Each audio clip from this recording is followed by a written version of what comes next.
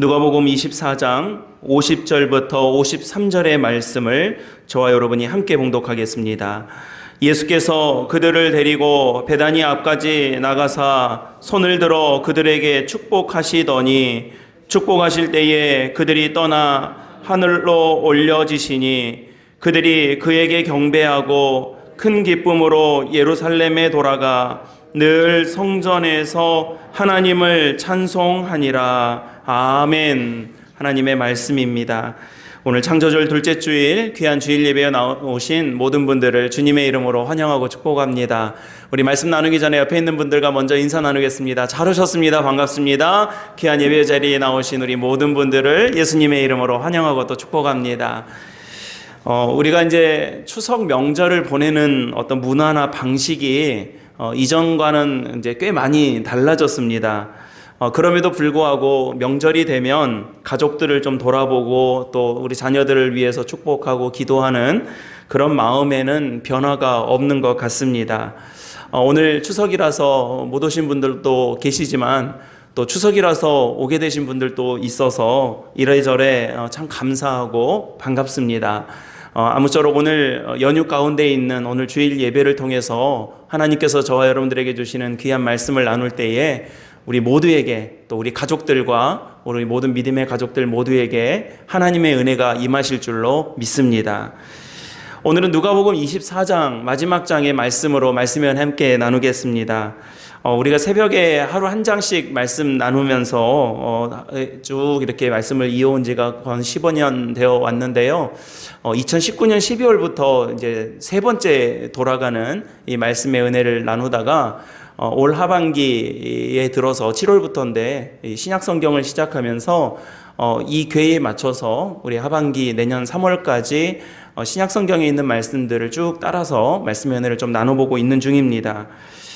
그래서 오늘 새 복음서, 네 복음서인데 공간 복음서의 세 번째 누가복음의 마침 마지막 24장의 말씀으로 말씀의 은혜를 나누게 되었습니다. 여러분, 복음서의 맨 끝장은 마태복음, 마가복음, 누가복음 모두가 다 예수님의 부활에 대해서 언급하고 있습니다. 사실 부활이라고 하면 우리 모두의 신앙의 핵심이자 우리가 서로 사랑할 수 있는 것도 또 우리가 두려워하지 않을 수 있는 것도 우리가 낙심하지 않을 수 있는 것도 무엇 때문입니까? 여러분, 우리가 씩씩해서 그런 게 아니에요. 우리가 많이 알고 있어서 그런 게 아닙니다. 우리가 지식이 있어서 그럴 수 있는 것이 아니라 오로지 주님께서 우리에게 보여주시고 우리에게 예비하신 부활의 소망 때문에 그렇습니다. 바로 이 소망과 부활 때문에 우리는 힘을 얻을 수 있고 능력을 가지고 이 땅에서 살아갈 수 있는 것입니다. 근데 그래서 이 복음서의 마지막 장의 말씀은 우리에게 굉장히 중요한 메시지를 담고 있는 말씀인데도 우리 가끔 이 부활절에만 이 말씀 나누고 다른 때는 그냥 늘 아는 말씀이니까 좀 이렇게 넘어갈 때가 있더라는 것이죠. 우리가 맞이하는 주일 역시 안식일이 아니라 바로 주님의 날, 주님의 부활을 기념하는 그런 날이어서 우리가 주님의 날, 바로 주일이라고 말하는 이유가 여기에 있는 것입니다. 그래서 여러분 주일 예배의 자리에 이렇게 오셨잖아요. 오늘 무슨 날입니까? 부활을 기념하는 날이에요. 예수님만 부활을 기념하고 예수님 잘하셨어요 하고 박수치는 날이 아니라 누가 부활하는 날입니까? 여러분들이 부활하는 날이에요. 우리가 믿음 안에서 새 소망을 가지고 새 은혜를 가지고 살아가게 되는 날이 바로 주일인 것입니다. 여러분, 저는 간절히 축복합니다. 여러분들이 주일 예배의 자리에 나오셨을 때에 하나님 말씀 앞에 나오셨을 때에 우리가 뭐 지식을 얻자고 이 자리에 온 것도 아니고 우리가 능력을 얻자고 이 자리에 온 것도 아니고 우리가 뭐 인간관계 좋게 해보자고 이 자리에 나온 것이 아니라 부활의 소망이신 우리 주님을 만나고 여러분들도 부활하는 귀한 은혜의 자리가 되시기를 주님의 이름으로 간절히 축복합니다. 1년 내 52주가 이렇게 있는데 예배의 자리에 올 때마다 정말로 다시 살아나시기 바랍니다. 다시 일어서시기 바랍니다. 다시 주님의 은혜 가운데 서는 귀한 주의 백성들이 다 되실 줄로 믿습니다. 그래서 여러분, 복음서의 마지막 부분에는요, 부활하신 예수님께서 제자들을 만나시고 그 주님께서 증명하고자 알리시고자 하는 일들이 기록되어 있었습니다. 여러분, 부활하신 예수님께서 부활하신 후에 제자들에게 오셔서 하시고자 했던 것이 무엇이었습니까? 마태복음도 마가복음도 누가복음도 요한복음도 마찬가지인데 부활하신 예수님께서 오셔가지고 하시려고 했던 게 있어요. 그걸 한마디로 말하면 뭐냐면 하나님의 말씀대로 되었다입니다. 여러분 저 한번 따라해 보시겠습니까? 하나님의 말씀대로 됐다. 그러니까 여러분 뭐 복음서마다 예수님께서 부활하신 예수님께서 뭐도 하시고 말씀도 하셨잖아요. 그게 다 한마디로 모으면 어떤 말씀이냐면 하나님의 말씀대로 됐다. 뭐가요? 부활이요. 그냥 어쩌다가 우연히 운이 좋아서 된 부활이 아니라 하나님께서 이 부활에 대해서 말씀하신 거예요. 여러분 이미 이사야서에서 어린 양의 그 고난과 다시 살아남에 대해서 말씀하셨고 이미 예수님께서 공생애를 살아오시면서 누차 제자들에게 말씀하셨습니다. 제자들이 까먹고 있었던 거지 예수님 미리 말씀하셨어요. 그러니까 여러분 제 부활하신 예수님께서 오셔가지고 제자들에게 오셔가지고 뭐 하시려고 했냐면 야 너 어떻게 나를 배신할 수 있었느냐, 너 어떻게 너 그럴 수가 있느냐, 너 어떻게 나 부인할 수 있느냐, 아니면 왜 믿음이 없느냐, 이 말씀하시려고 부활하신 예수님을 드러내 보이신 것이 아니라 예수님께서 뭐 하시려고 하셨다는 거예요? 하나님의 말씀대로 됐다. 이 사실을 보여주시고 말씀해 주신 것입니다. 우연히 된 게 아닙니다. 어쩌다가 된 것이 아닙니다. 운이 좋아 된 것이 아니었습니다. 하나님의 말씀대로 된 것이었습니다. 여러분 그래서 우리는요 교회에 대해서 여러 가지 기대를 가질 수 있지 않습니까? 오늘 예배 자리에 나오시면서도 여러 기대를 가지고 오실 수 있지 않겠어요? 교회에서 위로받고 싶은 기대가 있을 수도 있고요.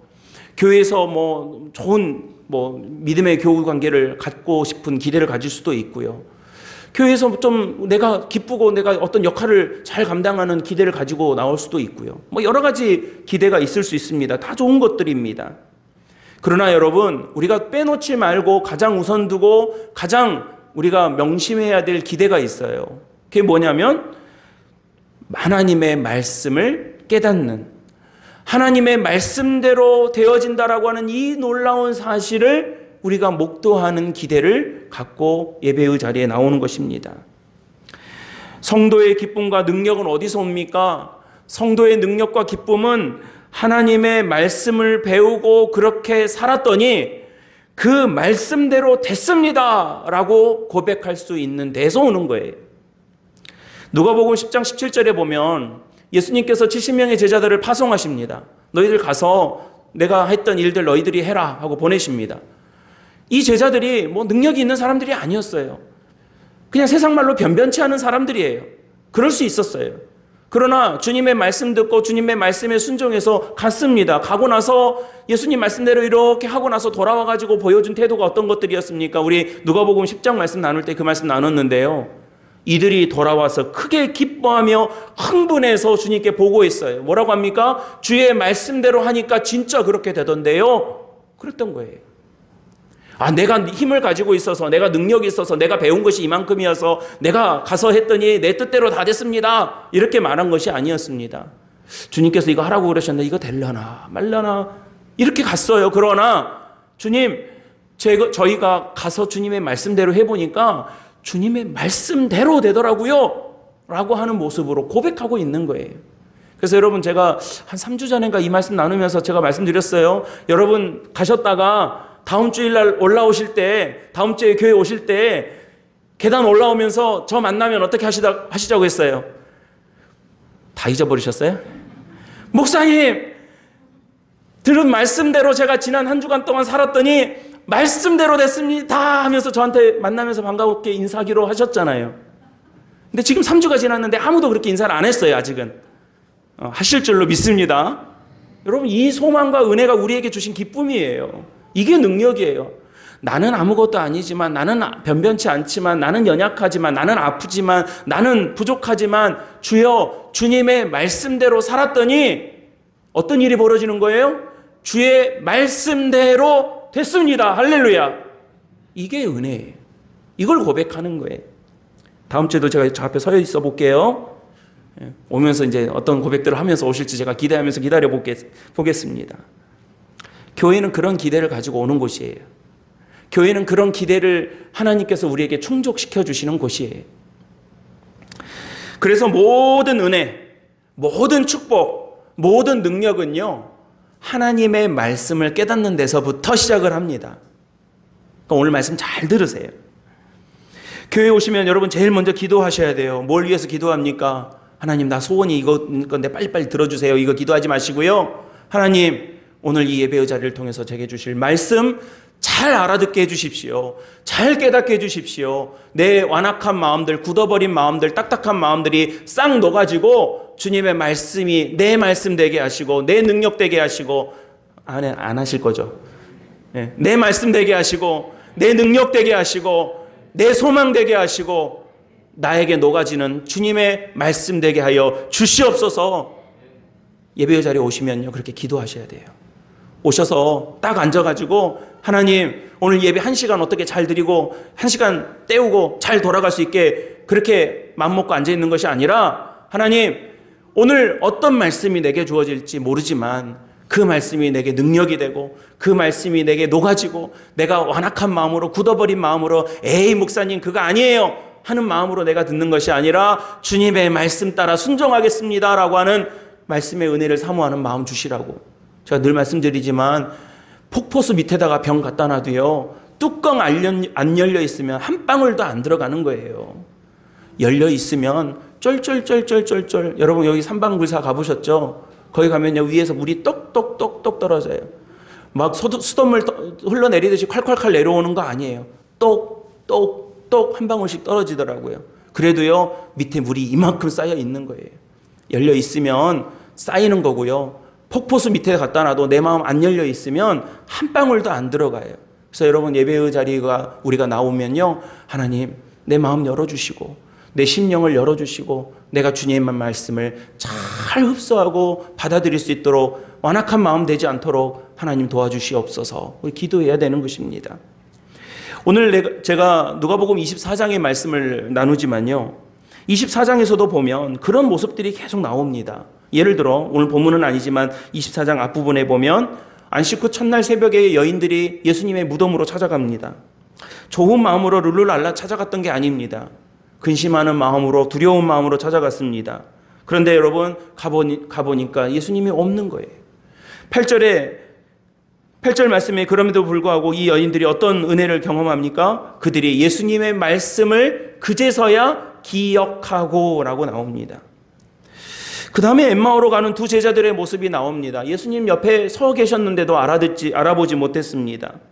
엠마오로 가는 길은 걱정의 길이었고 근심하는 길이었고 실망해서 걸어가는 길이었습니다. 그러나 그들이 예수님, 나중에 31절에 보면 그들이 눈이 밝아져 예수님을 그인 줄 알아보더니 라고 합니다. 바뀐 거예요. 깨닫게 된 거예요. 11 제자들에게 나타나신 후에 그들을 믿지 못하고, 41절에 보면 믿지 못하고 놀랍게 여겼다라고 하는데, 그런 제자들이 45절에 보니까 그들이 마음을 열어 성경을 깨닫게 하셨다라고 주님께서 말씀하고 있는 거예요. 여러분 다 이런 과정이지 않습니까? 그리고 나서 오늘 말씀은 그 말씀대로 되었다, 말씀을 깨닫게 되었다라고 하는 사실을 알려주신 이후에 하나님 나라로 올려지시는 장면이 오늘 본문의 말씀입니다. 저는요, 오늘 말씀을 나누면서 한 가지 장면을 주목하면서 그 말씀의 은혜를 함께 나누고자 합니다. 그것은 예수님께서 이 제자들에게 부활 승천하시는 과정에서 이 제자들에게 남기신 마지막 당부였습니다. 그것은 너희가 이 성에 머물라 하는 말씀입니다. 여러분 오늘 본문은 50절부터인데요. 한 절 위를 보시면 49절 말씀이 있는데 48절과 49절의 말씀을 우리 같이 한번 봉독해 보았으면 좋겠습니다. 48절 49절의 말씀 같이 읽습니다. 너희는 이 모든 일의 증인이라. 볼지어다 내가 내 아버지께서 약속하신 것을 능력으로 입혀질 때까지 이 성에 머물라 하시니라. 아멘. 그러니까 여러분 지금 부활하신 예수님께서 제자들에게 오시고 나서 제자들과 떡도 같이 먹으시고 또 말씀도 나누시고 다른 복음서에 따르면 손도 만지게 해보시고 부활하신 주님의 몸을 보여주셨습니다. 사명도 주셨어요. 근데 오늘 말씀에서 49절에 보니까 바로 48절에서 너희가 이 모든 일의 증인이 되라 말씀하시고 나서 49절에서 뭐라고 말씀하시냐면 장소를 보세요. 어디에 머물라고 하셨냐면 이곳에 머물러라 그래요. 이곳. 이곳이 어디냐면 예루살렘입니다. 예루살렘. 저는 이 과정에서 우리가 확인하고 오늘 말씀을 통해서 마음에 잘 담았으면 하는 바람을 오늘 두 가지로 말씀을 중심으로 함께 나눠보고자 합니다. 첫째는요, 예수님께서 이 말씀을 하시고 승천하신 이후에 제자들이 예루살렘으로 돌아갔다라고 하는 사실입니다. 이걸 마음에 오늘 잘 담고 이 영적인 의미들을 여러분들이 마음속에 새겨보시기 바랍니다. 예수님께서 하늘로 올려지시고 나자 예수님의 말씀은, 사람들은 예수님의 말씀을 기억했다는 것은 이전과 좀 달라진 모습이죠. 그전에는 이제 예수님 말씀하셔도 잘 이해를 못하고 또 기억도 못했는데 이제 좀 달라진 모습이 되었습니다. 기억하고 나서 곧장 예루살렘으로 갔습니다. 그냥 간 게 아니라 오늘 말씀해 보니까 큰 기쁨으로 갔다 그럽니다. 예루살렘으로요. 저도요, 제가 개인적으로 예루살렘에 꼭 한번 가보고 싶습니다. 제가 몇 년 전에 교회에서 기회를 주셔서 이 소아시아 지역은 제가 한번 다녀왔어요. 그러니까 제가 이 터키, 그리스 지역을 다녀오니까 복음서 설교하기가 참 좋아요. 근데 제가 이제 서신서, 바울의 여정인 서신서를 제가 말씀 나누고 또 우리 성도님들을 위해서 이 설교를 준비할 때 이 소아시아 지역에 다녀온 경험은 참 도움이 많이 됩니다. 제가 이제 바람이 있다라면 그 출애굽 여정이었던 이집트와 그 다음에 복음서의 배경이 되는 예루살렘을 좀 한번 꼭 가보고 싶어요. 언젠가 기회가 있겠죠. 근데 이제 제가 이런 마음으로 나 예루살렘에 가고 싶다, 나 예루살렘 가야지, 뭐 이런 마음이 아니에요. 지금 어떤 상황이냐면요, 제자들은 예루살렘으로 곧장 달려가고, 그것도 만약에 저보고 성지순례 목사님 다녀오세요, 예루살렘 다녀오세요 그러면 정말 큰 기쁨으로 가겠어요. 야, 가서 공부 많이 하고 와야지, 그런 마음으로 갈 것 같아요. 근데 지금 그런 상황에서 큰 기쁨으로 예루살렘으로 갔다, 이게 아닙니다. 지금 예루살렘에 가고 싶어하는 어떤 제 마음의 분위기가 아니라 성지순례 가고 싶어하는 그런 분위기가 아니고요. 예루살렘은 지금 이 상황에서, 이 제자들의 처한 이 상황, 이 시간과 이 장소에서 보면 예루살렘이 어떤 곳입니까? 지금 예수님이 붙잡히고 재판받고 사형이 집행됐던 곳이 예루살렘입니다. 그러니까 여러분, 그냥 인간적으로 생각해 보세요. 잘못 엮였다가는 나도 죽을 수 있는 곳이에요. 예루살렘은요. 그냥 아름답고 주의 은혜가 충만한 곳이 아니라, 주님의 행적이 남겨져 있는, 그냥 가서 은혜 받아야 될 곳이 아니고요. 죽었던, 사형이 집행됐던 예수라고 하는 사람과 전에 무슨 친분이 있었는지가 밝혀지면 나도 죽을 수 있는 곳이 바로 예루살렘이었다라는 것입니다. 이 제자들이 겁도 없이 예루살렘이 아니라 지금 예루살렘에서 멀리 가야 정상이에요. 예루살렘 갈 판이 아니에요, 지금. 그런데도 불구하고 겁도 없이 어디로 갔습니까? 예루살렘으로 갔습니다. 예수님께서 공생애를 마치고 성령의 도움으로 제자들이 새 출발할 장소로 굳이 어디를 지정하셨냐면 예루살렘을 지정하신 것입니다. 여러분, 이 사실이요, 굉장히 중요한 의미를 담고 있습니다. 제자들의 입장으로 다시 한번 돌아가 보시기 바랍니다. 제자들의 마음은요, 예루살렘 하면 내 스승이 붙잡힌 곳, 배신과 아픔이 있었던 곳, 슬픔과 괴로움이 있었던 곳, 나 자신의 부끄러운 행적이 있었던 곳, 그곳이 바로 예루살렘이었습니다. 생각해보면 많은 상처가 있는 곳, 그런 장소가 예루살렘이었는데, 예수님께서요, 이 제자들의 성령을 받아, 주님께서 약속하신 보혜사 성령을 받아서 이제 새로운 제자의 삶을, 증인의 삶을 살 수 있도록 그 출발점이 되게 하신 장소가 어디냐면 바로 그 예루살렘으로 지정해 주셨던 것입니다.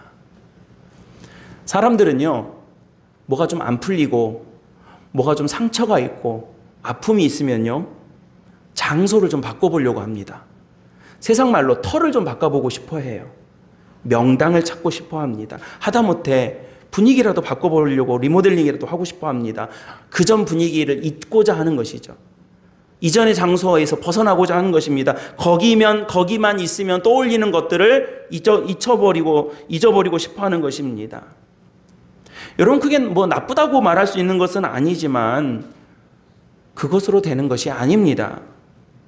제가 이 말씀 묵상하면서 그런 생각을 해봤어요. 제주도는요, 얼마나 아름다운 곳이 많습니까? 우리 사계리만 해도 어제 제가 서울에 갔다가 시간이 중간에 한 1시간 정도가 남아서 우리 교회 청년, 우리 고수경 청년 아시죠? 안정숙 권사님 딸.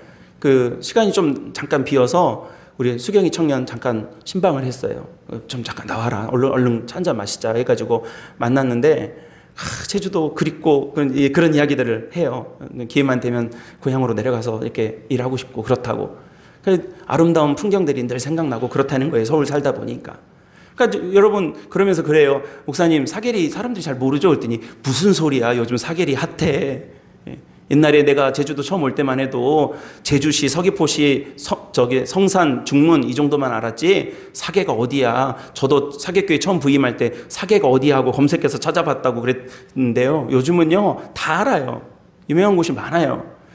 동네마다 예쁜 곳이 얼마나 많은지 몰라요. 근데 제가 이 말씀 준비하다가 그런 생각을 해봤습니다. 사계리에서 제일 예쁜 데가 어딜까? 저도 뭐 아침마다 사진 찍고 뭐 예쁘면 또 사진 찍고 그러는데, 제가 이렇게 우리 동네 풍경 중에 제일 사진이 잘 나오는 데가 어디냐고 이렇게 물어보신다면 사계리 공동묘지가 제일 예뻐요. 얼마나 예쁜지 몰라요. 여러분, 사계리 묘지 가보시면요, 제가 장례 집례하러 이렇게 몇 번 가지만 묘지 가면요, 삼방산에 우리 마을에 바다에 형제섬에 한 컷에 제일 예쁘게 나온 데가 묘지예요. 모르셨죠? 정신없을 때 그만 가보셔서 언제 한번 가보세요. 날씨 맑은 날 사계리 묘지에 가보면, 저 일부러 사진 찍으러도 가보거든요. 얼마나 예쁜지 몰라요. 중산간에 있는 묘지들 보세요. 명당들이에요. 제주도 바닷가가 얼마나 아름답게 보이는지 몰라요. 딱 좋을 위치에 묘지들이 다 있어요. 이 시선 처리가 좋은 곳에. 명당이라고 말할 수 있는 곳들이죠. 그러나 여러분, 그런 장소가 명당이 아닙니다. 제가 오늘 이 말씀 준비하면서 그런 생각했습니다. 명당이 어디인가? 명당이 어디예요, 여러분? 좋은 자리가 어느 자리인가? 여러분, 우리에게 복받을 자리가 어디일 것 같습니까? 주님의 말씀을 기억하고 주님의 말씀에 순종하면 그 자리가 여러분 명당이고 새로운 자리가 되고 구원의 자리가 되고 은총의 자리가 될 줄로 믿으시길 바랍니다. 주님께서는요, 아픔이 있는 자리, 상처가 있던 자리, 슬픔이 있던 그 자리를 어떤 자리로 바꿔주신 거예요? 하나님의 말씀을 기억하고 그 말씀 붙잡고 서니 완전히 새로운 자리로 바꿔주신 겁니다. 이게 은총이에요. 세상은요, 내 인생 바꾸려면 터 바꿔라 그러지만, 물길 바꿔라 그러지만, 사람 바꿔라 그러지만, 하나님은요, 네가 있는 그 자리에서 하나님의 말씀에 순종하면, 주님의 말씀을 따르면 그 자리가 어떤 자리가 된다고요? 새로운 자리가 되더라는 것입니다. 제가 서울 가보니까 I soul you 이렇게 써진 시 홍보 문구를 자주 보이더라고요. 서울의 서울이요. I soul you. 그러니까 뭐 I love you를 러브 자리에다가 서울을 넣은 거죠. 근데 이게 이제 비슷한 지자체들마다 뭐 그런 문구들이 많아요. 뭐 예를 들어 포항이면 I love 포항, 부산이면 I love 부산, 뭐 광주면 I love 광주, 뭐 이런 것들이 많아요. 근데 이게 참 좋은 것 같아요. 사람들이 어떨 때 보면요, 자기 동네 욕하면서 사는 사람들이 있습니다. 어리석은 거예요. 사계리 살면 I love 사계예요. 한번 따라해 보시겠어요? I love 사계. 왜요? 사계리가 뭐 세상 천지 가운데 제일 좋은 곳이어서가 아니에요. 사계리에만 살면 여러분 뭐 부족함이, 여호와는 나의 목자시니 내가 부족함이 없습니다. 그래서가 아니에요. 부족한 건 많아요. 어려운 거 많아요. 그러나 하나님께서 믿음의 관점에서 보자면, 하나님께서 여기에 살게 하셨다라면 축복도 여기서 받게 하시는 거예요. 그래서 I love 사계예요. 여러분, 다른 동네 사시는 분들은요, 그 동네 이름 붙여서 I love 하시기 바랍니다. 교회도 마찬가지예요. 세상 천지 교회 많아도요, 제일 좋은 교회가 어느 교회인 줄 아세요, 여러분? 누가 대답하셨어요? 세상 천지에 제일 좋은 교회는 사계교회예요. 아멘 안 하시면 제가 어색해지잖아요. 예. 왜요? 목사님이 제일 좋아서요? 아니에요. 교회 예배당이 뭐 제일 좋아서요? 아니에요. 시설이 뭐 훌륭해서요? 아니에요. 여러분, 우리가 말씀에 순종하면 이 자리가 하나님께서 저와 여러분들을 살리는 자리가 되기 때문에 이 교회가 우리에게 주신 믿음의 터전이 될 수 있더라는 것입니다. 저는 그 은혜의 신비와 비밀 가운데 우리 사랑하는 성도들이 살아가시기를 주님의 이름으로 간절히 축복합니다. 제가 늘 말씀드리지만 교회는요, 자기 자리가 없어요. 여러분 뭐 이름표 달려있는 거 아니잖아요. 그런데 신기하게도 여러분들은 오시면 꼭 그 자리에 앉으시더라고요. 오늘 오랜만에 오셨어요. 근데 왜 오랜만에 오시면 꼭 거기 앉으세요? 어디 사신다고 그랬었죠? 부산. 예. 부산 사시다가 어쩌다 한 번씩 저희 교회로 오실 때마다 우리 교회를 오세요. 제주도에 좋은 교회가 얼마나 많은데 꼭 우리 교회를 오세요. 근데 오시면 꼭 저기 앉으세요. 신기할 일이에요. 권사님들은 꼭 거기 앉으세요. 장로님은 꼭 여기 앉으시고요. 자기 자리가 없지만요, 자기 자리가 있어요. 여러분들이 기도하시면 그 자리가 여러분 자리예요. 여러분들이 은혜를 사모하시면 그 자리가 여러분 자리예요. 어떤 자리? 축복받을 자리, 하나님의 은혜를 경험하게 해주실 자리가 될 줄로 믿으시길 바랍니다. 예수님께서 제자들에게 예루살렘으로 가라. 제자들은 네 하고 예루살렘으로 가니까 그냥 뭐 장소만 그렇게 이동한 것이 아니에요. 예루살렘으로 가게 된 배경에는 이와 같은 신비가 담겨져 있더라는 것입니다. 사랑하는 우리 성도 여러분, 하나님께서 우리에게 줄로 재어주신 이 아름다운 터전과 삶의 자리에서 하나님 말씀 순종하고 하나님 말씀대로 살아 은혜 나누시고 하나님의 말씀대로 되는 믿음의 간증을 하는 신실한 주의 백성들이 다 되시기를 예수님의 이름으로 간절히 축복합니다.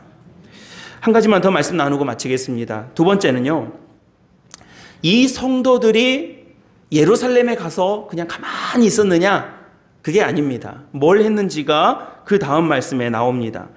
오늘 본문으로 읽으셨던 50절부터 53절의 말씀인데요. 여러분 다시 한 번만 우리 이 말씀을 같이 읽어보셨으면 좋겠습니다. 같이 읽습니다. 시작. 예수께서 그들을 데리고 베다니 앞까지 나가사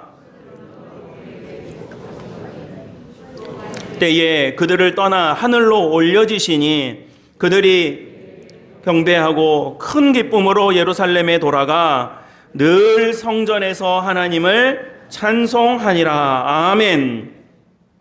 예루살렘으로 가서 뭐 했다고 그럽니까? 53절이요. 늘 성전에서 하나님을 찬송하니라 그랬습니다. 그러니까 예루살렘으로 가라 그러니까 예루살렘에 가서 숨죽이고 가만히 숨어 있었던 것이 아니라 예루살렘에 가가지고 지금 뭐 했습니까? 53절 말씀이죠. 53절 다시 한번 읽어봅니다. 시작. 늘 성전에서 하나님을 찬송하니라. 아멘. 여러분 이 백성들이요, 이 제자들이요, 이 하나님의 사람들이, 이 주님을 따르는 제자들이 예루살렘에 가서 뭐 했냐면 늘 성전에서 하나님을 찬송하였다라고 한 것입니다. 제가 앞서 말씀드렸듯이 예수님의 제자들이 예루살렘으로 가는 것은 위험한 일이었습니다. 간다고 가는 것이 다 해결되는 일이 아니었습니다. 그럼에도 불구하고 이 위험한 자리에 가서 늘 성전에서 하나님을 찬송하였더라. 뭐 한 겁니까? 예배 드렸던 거예요. 하나님을 찬송하고 경배했던 일이 예배 아닙니까? 무서워서 예수님을 부인한 제자들도 있었고 도망간 제자들도 다 도망갔었고 예수님 돌아가신 후에는 숨어 있었습니다. 부활하신 예수님 만나고서는 쉽게 믿지도 못했고 무서워했습니다. 심지어 예수님을 유령이라고 생각하고 무서워했던 제자들도 있습니다. 그런데 여러분 지금 뭐가 달라진 모습이었습니까? 두려워하지 않더라는 거예요. 예루살렘으로 가는 것도 쉬운 일이 아니었지만 예루살렘에 가가지고 예루살렘에서 예배드리는 것도 쉬운 일이 아니었어요. 두려운 일이었습니다. 무서운 일이었습니다. 죽을 수도 있는 일이었어요. 그런데도 불구하고 이때부터는요 달라집니다. 심지어 이제 이후에 사도행전의 말씀을 보면 오순절 다락방에 성령 임재의 역사가 있고 나서부터는 완전히 달라집니다. 두려워하지 않는 거예요. 여러분 우리에게는 두려움이 참 많습니다. 두려울 일이 너무나도 많습니다. 제가 다 일일이 제가 세본 건 아니지만 어느 분이 성경에서 이걸 다 세보니까, 어떤 부지런한 분이 그걸 다 세보니까 성경에 두려워하지 말라는 말씀이 365개나 나온다는 거예요. 공교롭게도 하나님께서 일부러 맞추셨는지 어땠는지는 모르시겠지만 공교롭게도 우리가 살아가는 1년의 한 해 날짜와 똑 떨어지는 두려워하지 말라는 말씀이 있다는 거예요. 여러분, 이 말씀 무슨 말씀이겠습니까? 우리는요, 오늘 같이 예배드리고 믿음 생활하고 기도하고 말씀 묵상하고 용기를 얻고 새 힘을 얻어보고 또 마음 굳게 먹고 우리의 삶의 자리로 간다고 가지만, 그럼에도 불구하고 허구한 날 두려워할 수밖에 없는 우리의 연약함을 늘 갖고 있더라는 거예요. 두려워하지 말라. 아이고 못하겠어요. 두려워하지 말아라. 내가 너와 함께 하겠다. 아이고 못하겠어요. 잠깐 또 용기 내고 열심히 살아보려고 했다가도 금세 눈앞에 뭔가 어려운 일이 생기면 거기에 똑 주저앉고 두려워하고 무서워하는 우리들의 모습이 없지 않다라는 것입니다. 그러나 여러분, 오늘 하나님의 말씀을 기억할 때 비로소 그 두려움을 이겨낼 수 있는 은혜를 주셨다는 것을 오늘 말씀에서 볼 수 있습니다. 두려움은요, 시간이 간다고 없어지는 것이 아닙니다. 두려움은 그냥 자연스럽게 소멸되는 것이 아닙니다.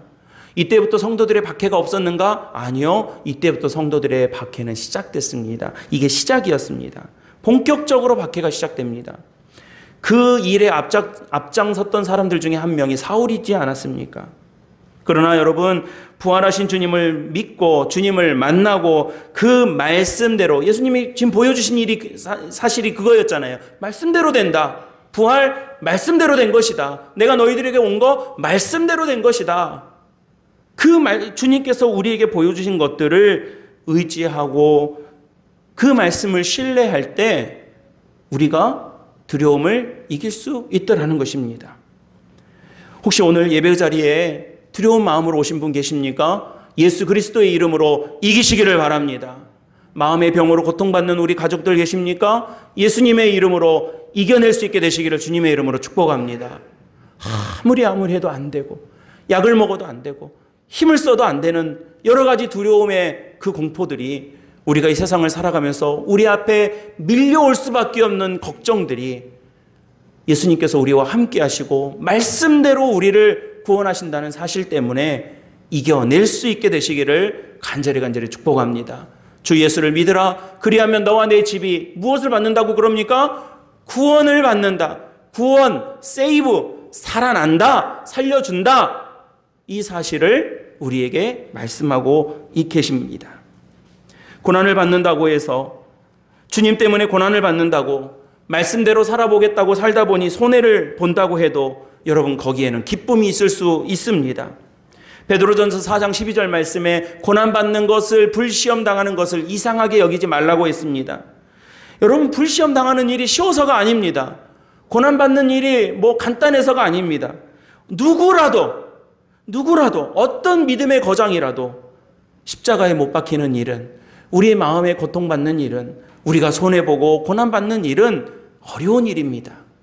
예수님께서도 십자가에 달리시기 전에 아버지여 어찌하여 나를 이 시험을 받게 하십니까? 할 수만 있거든 이 잔이 지나가게 해주십시오라고 기도하셨던 것입니다. 그러나 여러분, 우리가 그럼에도 불구하고 이 고난을 이겨낼 수 있는, 이 두려움을 극복할 수 있는 것은 오히려 이 고난을 넘어서는 하나님의 은혜와 기쁨이 있기 때문입니다. 그래서 여러분, 우리가 기도할 때는요, 우리 고난을 보고 아이고 하나님 이거 고난 어떻게 해요? 우리가 놓여져 있는 시험을 보고 아이고 이 시험 어떻게 해요? 라고 우리가 주저앉을 것이 아니고요, 우리 그렇게 기도하시기 바랍니다. 하나님, 이 고난보다, 이 손해보다, 이 두려움보다 더 큰 하나님의 힘을 우리에게 주시옵소서. 이게 우리가 해야 될 기도인 거예요. 저는 우리 사랑하는 귀한 성도들이 어려움이 많죠. 우리 성도들 신방하고 가정 돌아보면 걱정되는 것들이 참 많습니다. 그럼에도 불구하고 하나님, 이것보다 더 큰 은혜를 주시옵소서. 고난이 없어진 것이 아니지만 이것보다 더 큰 힘을 너에게 주시면 거기에 뭐가 따라와요? 기쁨이 따라와요. 그래서 여러분, 우리 성도들은요, 이 찬양을 부를 수 있는 거예요. 내가 매일 기쁘게 순례의 길 행함은 주의 팔이 나를 안보함이요. 내가 매일 기쁘게 순례의 길은 어려운 길이잖아요. 순례의 길은 고통스러운 길이잖아요. 그런데도 불구하고 내가 매일 기쁘게 이 길을 갈 수 있다고 찬양하는 거예요. 사랑하는 우리 사객교회 성도 여러분, 오늘 이 예배의 자리에 바로 그런 은혜를 소망하고 나오신 줄로 믿습니다. 우리 사객교회 모든 예배자들과 오늘 함께 예배하는 우리 믿음의 가족들 모두가 오늘 주님께서 제자들에게 보여주셨던 것처럼 주님의 말씀을 기억하고 그 말씀을 기념하고 그 말씀 잘 붙잡고 살아서 오늘 53절에서 고백하는 것처럼 여러분들이 늘 성전에서, 가정에서, 일터에서 하나님을 찬송하니라. 우리 사객교회 성도들이, 우리 장로님이, 권사님들이, 집사님들이, 우리 자녀들이 늘 성전에서, 학교에서, 일터에서, 우리의 삶의 자리에서 하나님을 찬송하니라. 이 믿음의 고백이 될 수 있기를, 그런 믿음의 가족들이 다 되기를 주님의 이름으로 간절히 축원합니다. 기도하겠습니다. 은혜로우신 아버지 하나님, 참 감사합니다. 사랑하는 주의 거룩한 백성들을 이곳에 부르시고 주님의 은혜 가운데 살아갈 수 있도록 은총 베풀어 주신 것을 감사드립니다. 사랑하는 귀한 종들을 주님께서 눈동자처럼 붙들어 주셔서 하나님 이 시대에 주님의 거룩한 길을 걸어가는 신실한 주의 백성들이 되게 하옵소서. 우리 주 예수 그리스도의 이름으로 간절히 기도드립니다. 아멘.